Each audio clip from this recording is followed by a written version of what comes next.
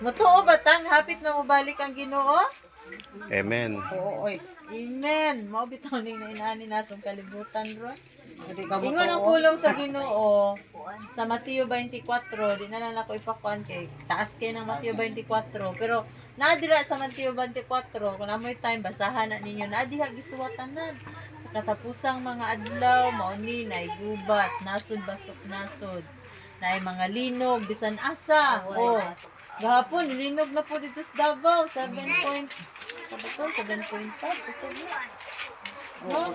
Isag asa dito sa diri sa Pilipinas dito sa Hong Kong nasunog ilang kita mo sa langit. Pinaagi ni Ginoo sila dunay kasi so kung sa'y may tabo sa itong kinabuhi diri sa kalibutan, kung ikaw ay pagsalig ni Ginoo Hesus na imong ginuog manluluwas, ingon ang pulong sa Ginoo, doon na kay kinabuhi nilay katapusan.